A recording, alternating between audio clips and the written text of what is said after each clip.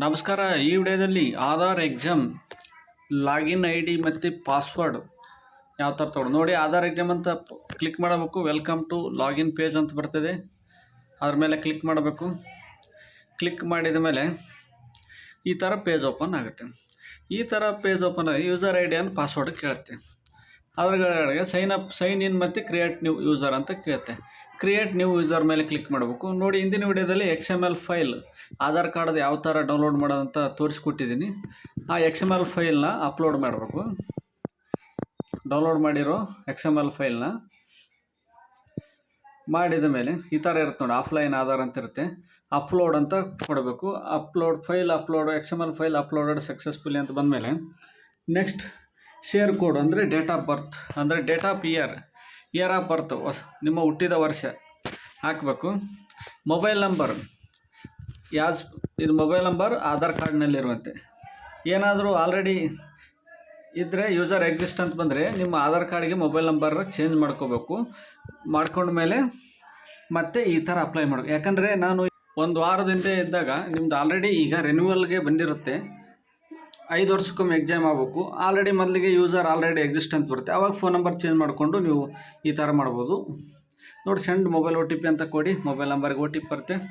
Verify OTP ಅಂತ ಕೊಡಿ. ನೋಡಿ, ಯೂಸರ್ ಆಲ್ರೆಡಿ ಎಕ್ಸಿಸ್ಟ್ ಅಂತ ಬಂದರೆ ಆಧಾರ್ ಕಾರ್ಡ್ಗೆ ಮೊಬೈಲ್ ನಂಬರ್ ಚೇಂಜ್ ಮಾಡಿಕೊಂಡು ಅವಾಗ ಕ್ರಿಯೇಟ್ ನ್ಯೂ ಯೂಸರ್ ಅಂತ ಕೊಟ್ಟು ಈ ಥರ XML ಶೀಟ್ ಡೌನ್ಲೋಡ್ ಮಾಡಿಕೊಂಡು ಹಾಕಿ ಬರುತ್ತೆ. ಇದು ಈಗ ಆಲ್ರೆಡಿ ಆಧಾರ್ ಎಕ್ಸಾಮ್ಗೆ ಡಿಸೆಂಬರ್ 31 ಅಂತೇಳಿ ನಿಮಗೆ ಮೆಸೇಜ್ ಬರ್ತಾ ಇರುತ್ತೆ Gmail ಐಡಿಗೆ. ಆ ವಿಷಯಕ್ಕೆ ನಿಮಗೆ ಈ ವಿಡಿಯೋನ ತೋರಿಸ್ತಿರೋದು. ಆಧಾರ್ ಎಕ್ಸಾಮ್ OTP ಅಂತ ನೋಡಿ, OTP ಹಾಕಿದ್ದೀವಿ. ವೆರಿಫೈ OTP ಅಂತ ಕೊಟ್ಟಿದ್ದೀವಿ. Gmail ID ಹಾಕಬೇಕು. Gmail ID ಹಾಕಿದ ಮೇಲೆ XML ಕಂಟೆಂಟ್ ಅಂತ ಕೊಡಬೇಕು. ಈ ವಿಡಿಯೋದಲ್ಲಿ ಏನಂದರೆ XML ಶೀಟ್ ಡೌನ್ಲೋಡ್ ಮಾಡಿದ್ದಾಯಿತು. ಯೂಸರ್ ಐ ಡಿ ಮತ್ತು ಪಾಸ್ವರ್ಡ್ ಕೇಳ್ತಾ ಇದೆಯಲ್ಲ, ಅದಕ್ಕೆ ಯಾವ ಥರ ಯೂಸರ್ ಐ ಡಿ ಮತ್ತು ಪಾಸ್ವರ್ಡ್ ತೊಗೊಳ್ಳೋದಂತ ತೋರಿಸ್ಕೊಡ್ತಾ ಇದ್ದೀನಿ ನೋಡಿ. XML ಮೇಲ್ ಐ ಡಿ ಹಾಕಿ ಆಮೇಲೆ XML ಅಂತ ಕೊಟ್ಟ ಮೇಲೆ ಈ ಥರ ಆಧಾರ್ ಕಾರ್ಡ್ನಲ್ಲಿರುವಂಥ photo, date of birth correct ಇದೆಯಾ ಇಲ್ಲ ಅಂತ ಕೊಟ್ಟ ಮೇಲೆ ಓಕೆ ಕೊಟ್ಟ ಮೇಲೆ ನಿಮ್ಮ ಯೂಸರ್ ಐ ಡಿ ಮತ್ತು ಪಾಸ್ವರ್ಡ್ ಬರುತ್ತೆ. ಆಮೇಲೆ please click here to login ಅಂತ ಇರುತ್ತೆ. ಇಲ್ಲಾಂದರೆ ಮತ್ತೆ ಆಧಾರ್ ಎಕ್ಸಾಮ್ ಅಂತ ಮೇನು ಪೇಜಿಗೆ ಓಪನ್ ಆಗಿ ಲಾಗಿನ್ ಪೇಜಿಗೆ ಓಪನ್ ಆಗಿ ಇದೇನಿದೆ ಭಾಳ ಇಂಪಾರ್ಟೆಂಟ್. ಯೂಸರ್ ಐ ಡಿ ಮತ್ತು ಪಾಸ್ವರ್ಡನ್ನ ಸ್ಕ್ರೀನ್ಶಾಟ್ ಹೊಡೆದಿಟ್ಟಬೇಕು, ಇಲ್ಲ ಬರ್ಕೋಬೇಕು. ಬರ್ಕೊಂಡ ಮೇಲೆ ನೆಕ್ಸ್ಟ್ ಪ್ರೊಸೀಜರ್ ಏನು? ಯೂಸರ್ ಐ ಡಿ ಮತ್ತು ಪಾಸ್ವರ್ಡ್ ಬಂತು, ಮತ್ತೆ ಏನು ಮಾಡೋದಪ್ಪ? ಆವಾಗ ನೋಡಿ, ಮೊದಲಿಗೆ ಯೂಸರ್ ಐ ಡಿ ಪಾಸ್ವರ್ಡು ಇರಲಿಲ್ಲ, ಈಗ ಬಂದ ಮೇಲೆ ಇದು ಬರ್ಕೊಂಡು ಇಟ್ಕೊತೀವಿ.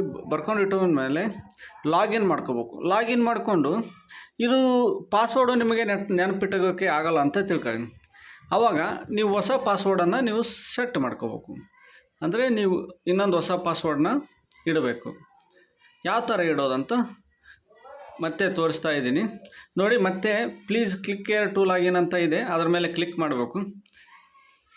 ಕ್ಲಿಕ್ ಮಾಡಿದ ಮೇಲೆ ಯೂಸರ್ ಐ ಡಿ ಮತ್ತು ಪಾಸ್ವರ್ಡ್ ಅಂತ ಇದೆ ನೋಡಿ. ಈಗೇನು ಯೂಸರ್ ಐ ಡಿ ನಿಮಗೆ Gmail ಐಡಿಗೆ ಅಥವಾ ಮೊಬೈಲ್ ನಂಬರ್ಗೆ ಬಂದಿದೆ.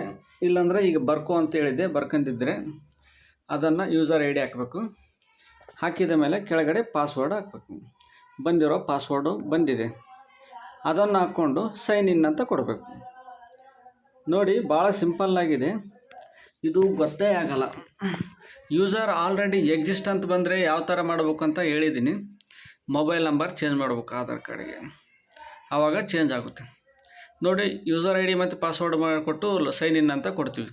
ಸೈನ್ ಇನ್ ಅಂತ ಕೊಟ್ಟ ಮೇಲೆ ಈ ಥರ ಪೇಜ್ ಓಲ್ಡ್ ಪಾಸ್ವರ್ಡ್ ಒಂದು, new password, confirm new password.